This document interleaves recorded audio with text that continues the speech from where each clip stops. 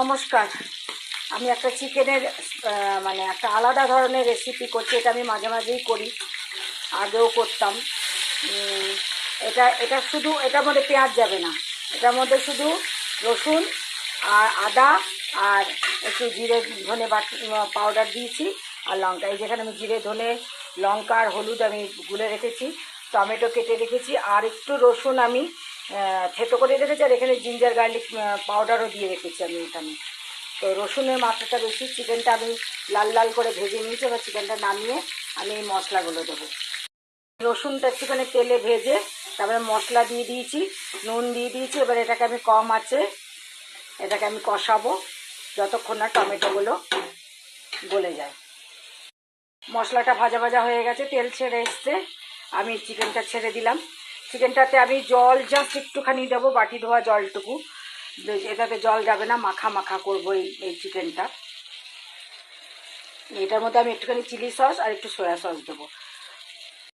এই যে এক চামচ করে chilli sauce, green chilli sauce, soya sauce 1 চামচ, আর দিলাম একটুখানি মধু।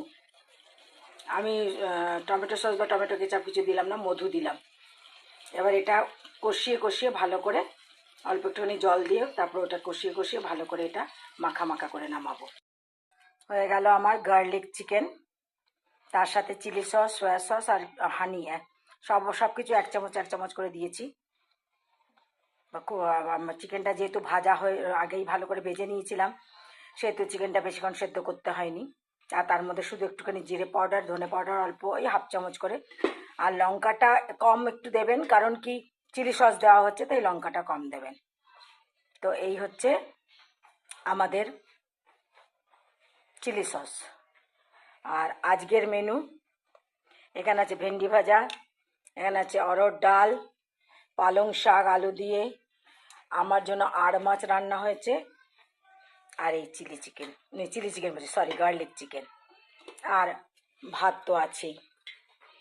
এই হচ্ছে আজকের মেনু।